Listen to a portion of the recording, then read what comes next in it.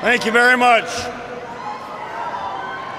To all of you here in the field house, to thousands more who are in the Sports Coliseum, welcome. And I'm glad to be here today with my tremendous running mate, Lieutenant Governor of Minnesota, the people of Minnesota, Willing Yvonne Pretner-Solon.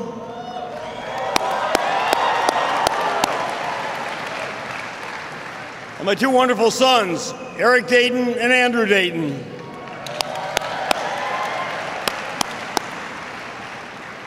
We're here to thank the President of the United States for coming to Minnesota to support our DFL team, our three terrific incumbents, Attorney General Lori Swanson, State Auditor Rebecca Otto, the Secretary of State Mark Ritchie,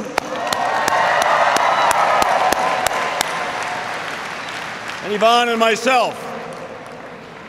We're engaged in a crucial contest to lead Minnesota over the next 4 years.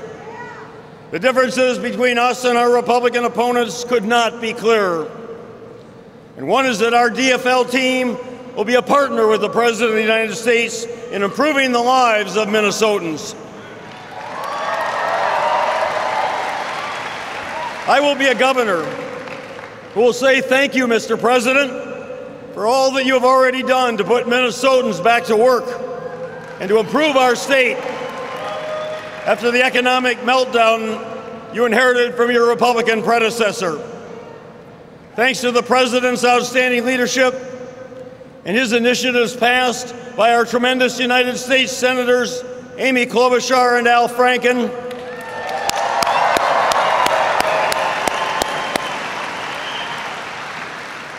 and our tremendous representatives Jim Oberstar, Colin Peterson, Betty McCollum, Tim Walz, and Keith Ellison.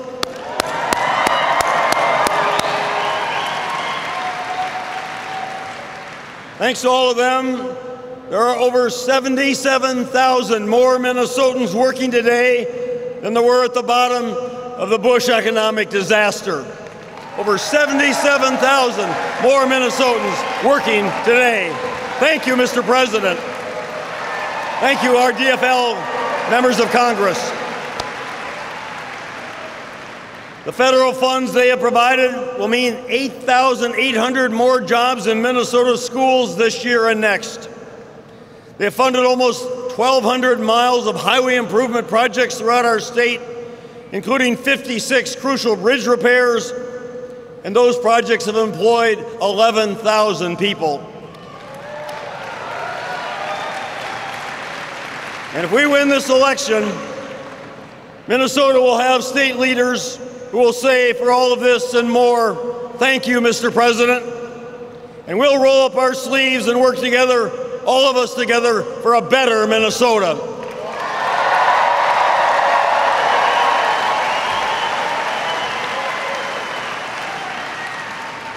We will have a governor who will sign on day one the early opt-in for Medicaid, which would bring $1.4 billion in federal funds to Minnesota to enable hospitals throughout our state to provide better health care for all Minnesotans.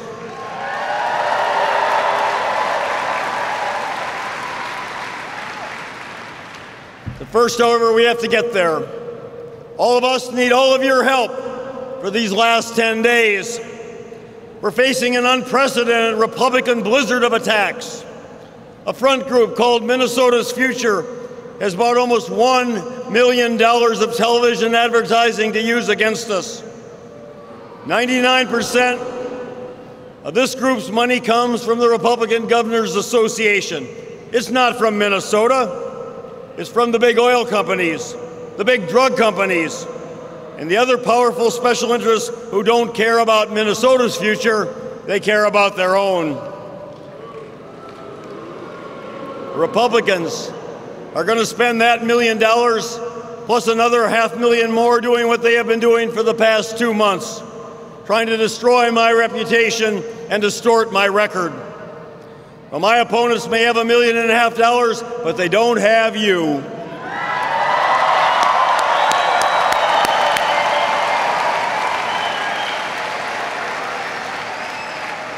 You've all been just tremendous in all of your hard work for all of us DFL candidates so far.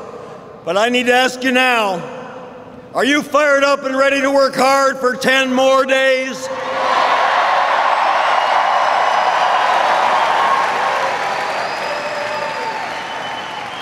Are you ready to help us win on November 2nd?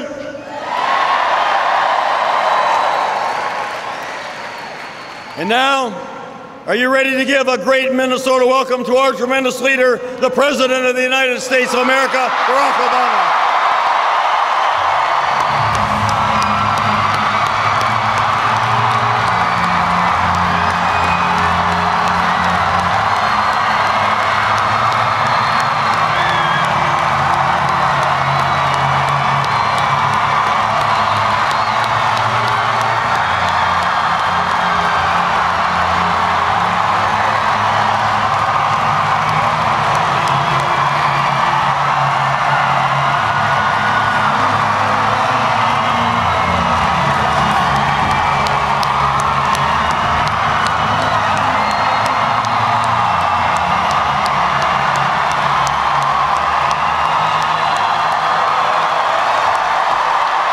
Hello, Minnesota.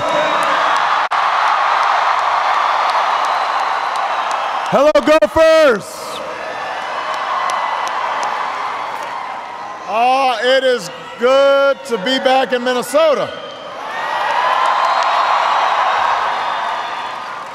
And it's an honor to be standing here next to your next governor, Mark Dayton.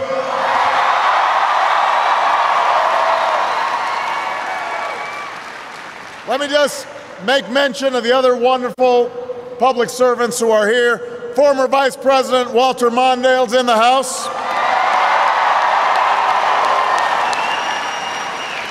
Your terrific pair of senators, Amy Klobuchar and Al Franken, are here.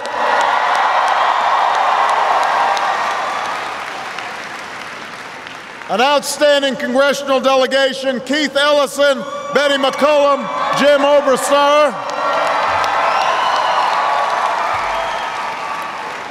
All the great candidates on the DFL ticket are here today, and we're thrilled to see them. And obviously, I am very honored to be here with Mark, because I served with Mark in the United States Senate.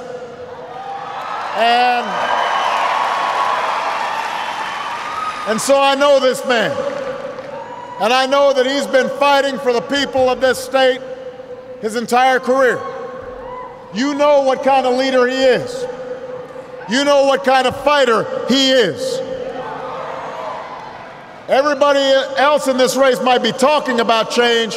Here's the only candidate who can actually deliver change, who's actually delivered change before.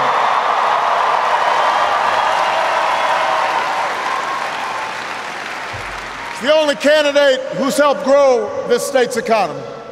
The only candidate who's put people back to work. The only candidate who's saved taxpayer dollars by cutting waste and abuse. So you know Mark Dayton. He's got a track record. He's the only candidate in this race who will stand up for the middle class, who's got a plan to balance the budget without sacrificing our children's education.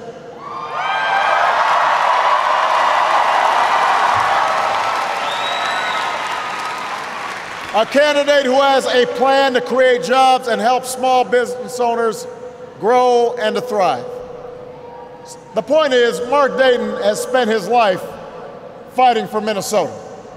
And now I need all of you to fight for Mark Dayton so we can keep this state moving forward.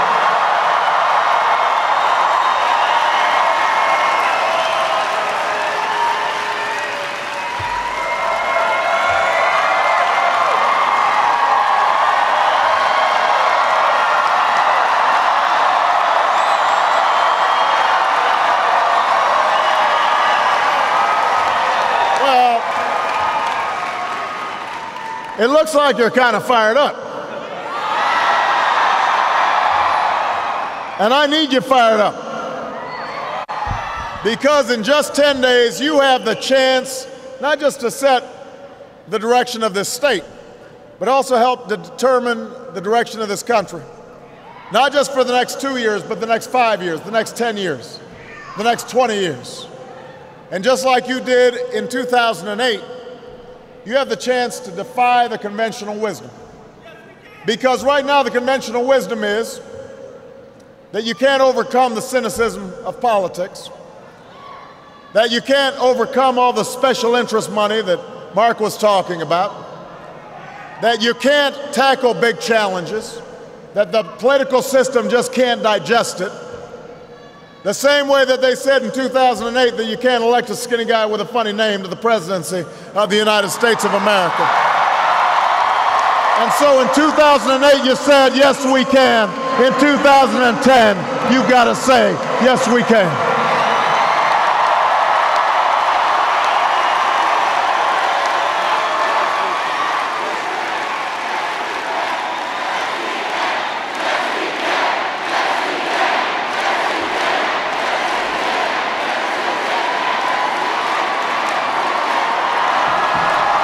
Yes, we can.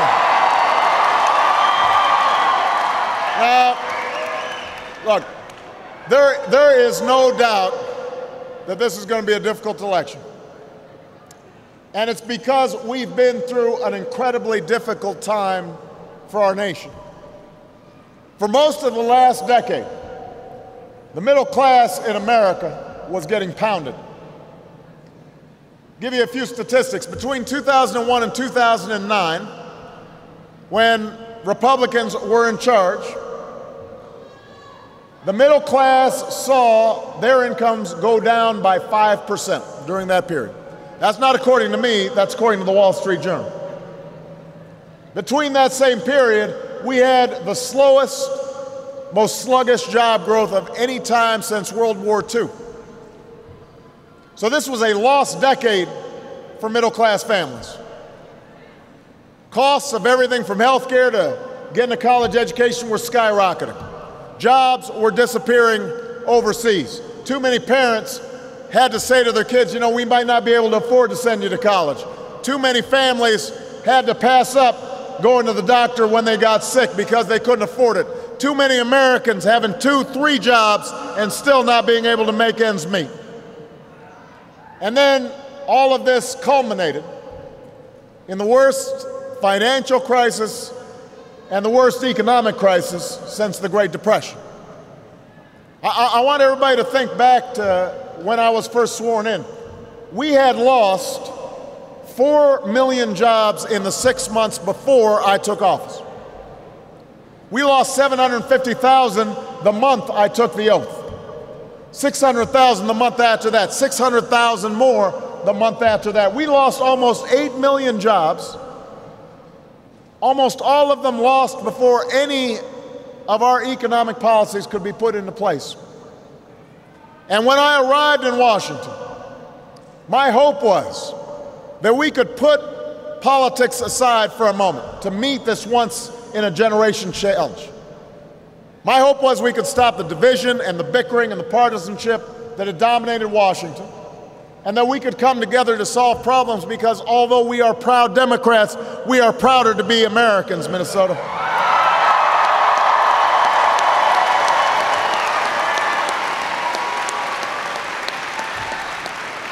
And I believe there are a lot of Republicans out there that felt the same way, but when we got to Washington, the Republican leaders in Congress, they had a different idea.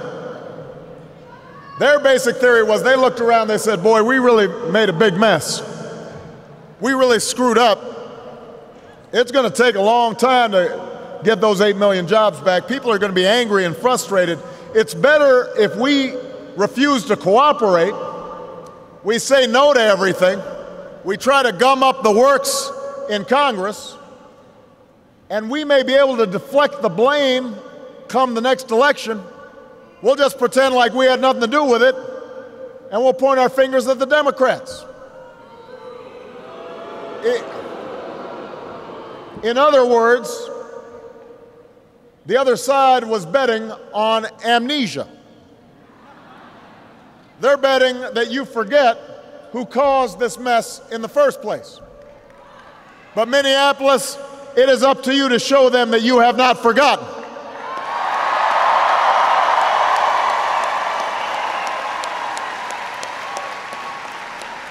It's up to you to remember that this election is a choice between the policies that got us into this mess and the policies that are leading us out of this mess. It's a choice between the past and the future, a choice between hope and fear, a choice between falling backwards and moving forwards. And I don't know about you, but I want to move forward. I don't want to go backwards.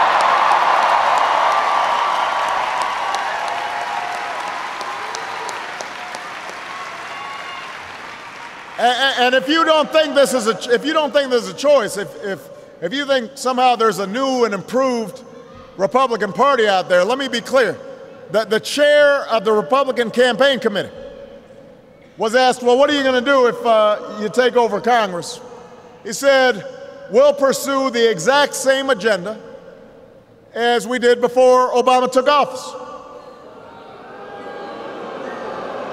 I mean, it's not as if they went off into the desert, you know, they realized, boy, we really screwed up. And they went and meditated for a while and came up with some new ideas. All they've got is the same old stuff that they were peddling over the last decade. Cut taxes mostly for millionaires and billionaires. Cut rules for special interests. And then cut middle-class families to fend for themselves. So if you're out of a job, tough luck, you're on your own. You don't have health care, their philosophy says tough luck, you are on your own. You're a young person trying to afford a college education, too bad. Pull yourself up by your own bootstraps, you're on your own.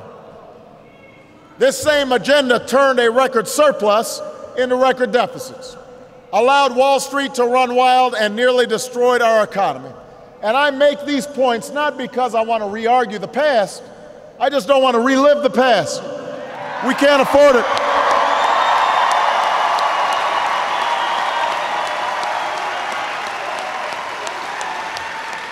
We can't afford it. We tried their way. It's not as if we didn't try it. We tried it for 8 years, and it didn't work.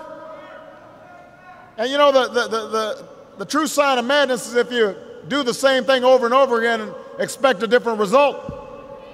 We've tried what they're doing, and it didn't work, and we wouldn't get a different result if we went back to it. So we've got to move forward, not back.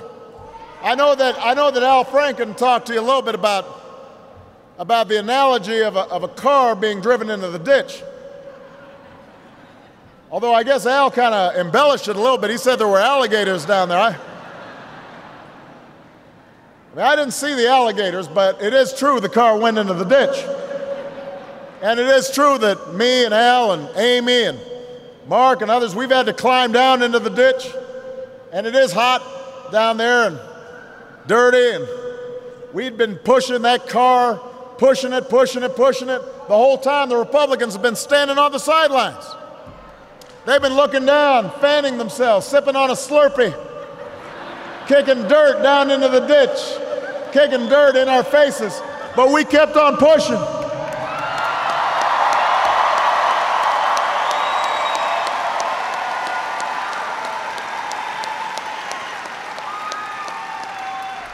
Finally, we got this car up on level ground, and yes, it's a little beat up. It needs to go to the body shop. It's got some dents. It needs a tune-up, but it's pointing in the right direction. And now we've got the Republicans tapping us on the shoulder saying, we want the keys back. You can't have the keys back. You don't know how to drive.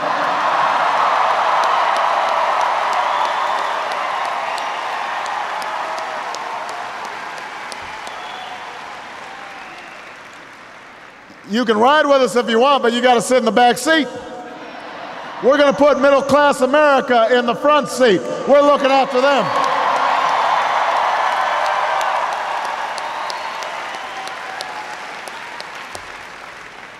I mean, you have noticed when you want to go forward, what do you do with your car? You put it in D. If you want to go backwards, what do? You put it in R. I don't want to go backwards. I'm going forwards with all of you.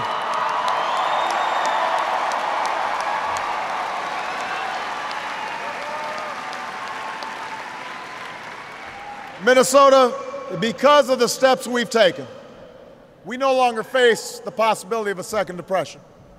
The economy's growing again. We've seen 9 straight months of private sector job growth, but we've still got a long way to go. There are a lot of folks hurting out there, a lot of people hanging by a thread. There's still families who have members who were desperate for a job. There's still a lot of folks who are still worried about losing their home. That's what keeps me up at night. That's what keeps Mark up at night. That's what keeps us fighting. Because we've got a different idea about what the future should hold for America.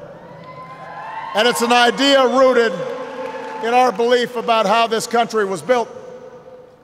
We understand government can't solve every problem. We know government has to be lean and mean. We know that everybody who pays taxes expects efficiency. They don't want to see their tax dollars wasted. But in the words of the first Republican president, Abraham Lincoln, who, by the way, could not win the nomination of the Republican Party these days, we also believe that a government should do for the people what they cannot do better for themselves. That we believe in an America that rewards hard work and responsibility and individual initiative, but also an America that invests in its people and its future. An America that invests in the education of our children, in the skills of our workers. We believe in an America in which we look after one another, where I say, I am my brother's keeper, I am my sister's keeper. That's our vision. That's the America that I believe in, and that Mark believes in, and that you believe in. That's the choice in this election.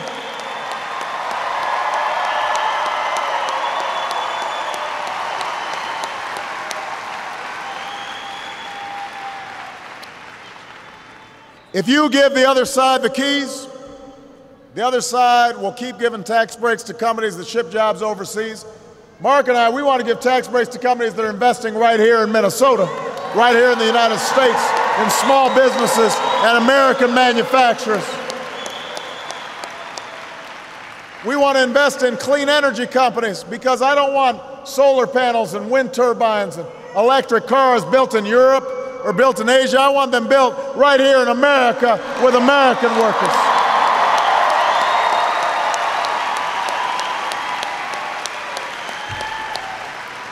That's the choice in this election. If we give them the keys, here's their big economic idea. This is their big job plan, is to cut taxes for the top 2%.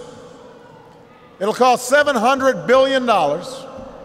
It'll be an average $100,000 check for millionaires and billionaires. 98% of folks would not see any of this money from this tax break. And to pay for it, we'd have to borrow money from China. Oh, and by the way, we'd also have to cut education spending by 20%.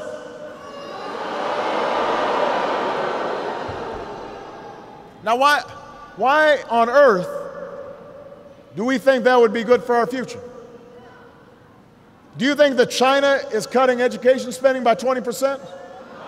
Is South Korea or India or Germany, are they cutting education by 20%? They're not playing for second place. They understand that our competitiveness will be determined by how well we educate our workers for tomorrow. And America doesn't play for second place either. We play for first place.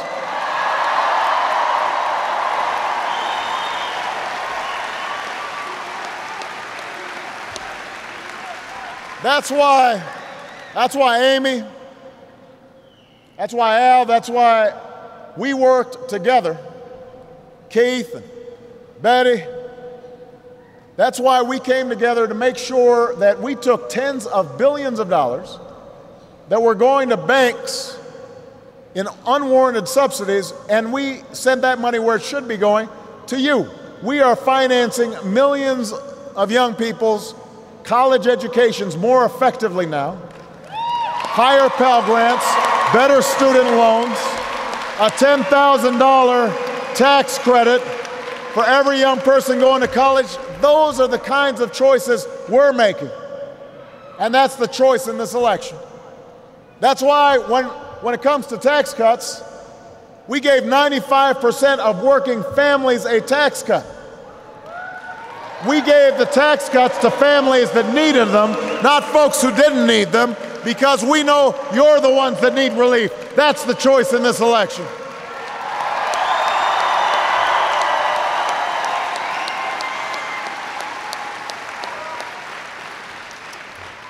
We give the other side the keys back, and I promise you we'll have those special interests sitting shotgun. The chair of one of the other party's committees already promised that one of the first orders of business is to repeal Wall Street reform. Now think about this. We just had the worst financial crisis since the 1930s, and one of their first orders of business would be to eliminate protections for consumers, eliminate protections for taxpayers, go back to a system that resulted in us having to save the entire economy and take these drastic measures. Why would we do that? Why would we do that? Why would we go back to the point where credit card companies could jack up your interest rates without any notice and could institute hidden fees? Why would we go back to the healthcare policies that they believe in, where insurance companies can drop your insurance when you get sick? Why would we put those folks back in the driver's seat? Let me tell you about healthcare reform. Because of healthcare reform, everybody here who is under 26 can stay on their parents' healthcare even if they don't have health insurance.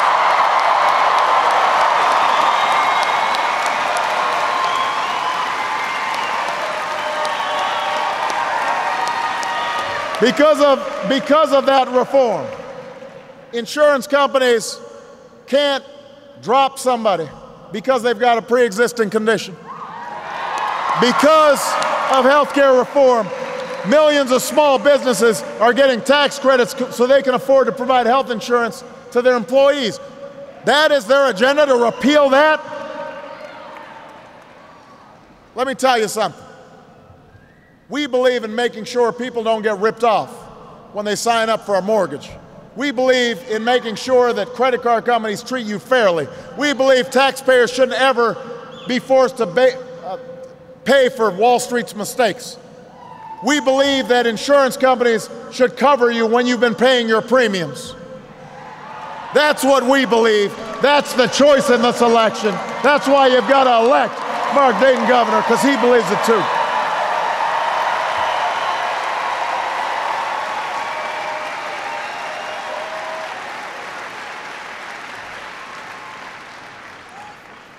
Whether you care about protecting Social Security or you care about protecting our environment, whether you care about having an energy policy that can start freeing ourselves from dependence on foreign oil, or you believe in a foreign policy that fosters cooperation among other nations, there is a choice in this election. We know what we're fighting for, but right now the same special interests that we've battled on your behalf, they're fighting back hard. Mark mentioned it, they are spending millions of dollars. They want to roll back the clock, and they are pouring millions of dollars through a network of phony front groups, flooding the airwaves with misleading attack ads, smearing fine public servants like Mark. And thanks to a gigantic loophole, these special interests can spend unlimited amounts without even disclosing where the money's coming from. We don't know where it's coming from. We don't know if it's from the oil industry. We don't know if it's from banks. We don't know if it's insurance companies. Could be coming overseas. We don't know. They won't tell you. They don't want you to know. They don't want you to know. They won't stand behind what they do. This isn't just a threat to Democrats. This is a threat to our democracy. Minnesota has always had a tradition of clean, fair elections, a tradition of good government. We don't.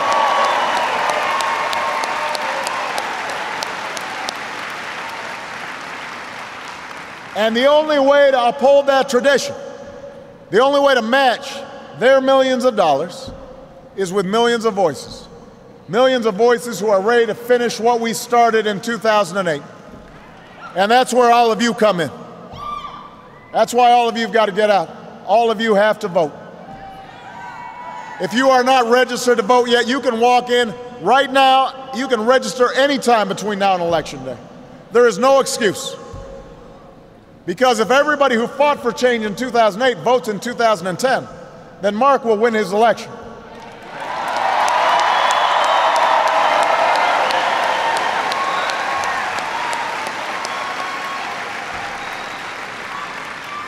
A lot of you got involved in 2008 because you believed we were in a defining moment.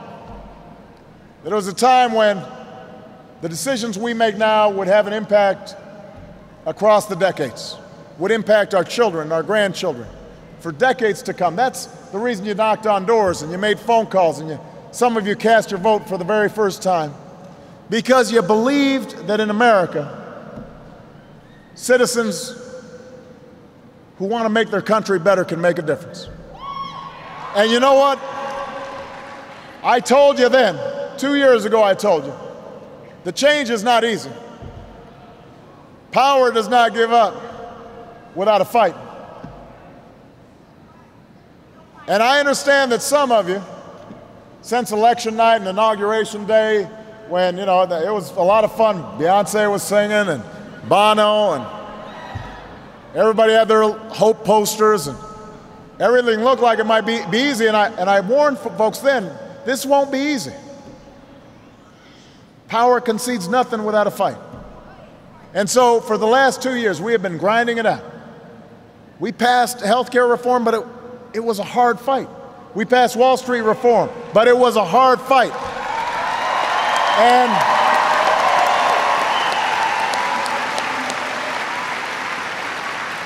And now, you know, now maybe some people are feeling discouraged, thinking, boy, you know, this is harder than I expected. And maybe all that work that I did in 2008, maybe it didn't make as much of a difference as I had hoped. But I want everybody here to understand, don't let anybody tell you that what you did has not made a difference, that the fight isn't worth it. Because of you, there's somebody in Minnesota right now that instead of going bankrupt is able to get treatment for their cancer. Because of you, there's a young person who's going to be able to go to college. Because of you, some small businesses stayed open in the depths of a recession. Because of you, there are 100,000 brave young men and women who we've brought home from Iraq. Because of you,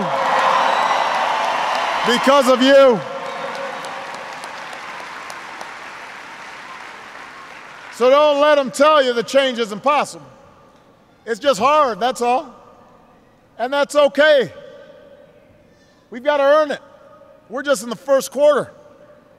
We got a lot more quarters to play.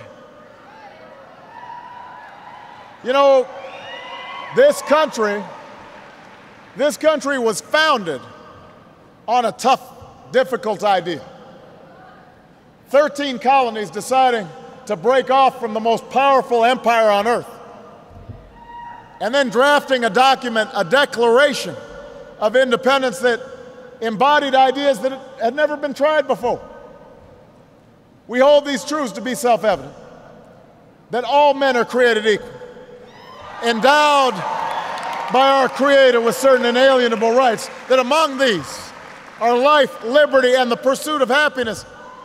That's not an easy idea.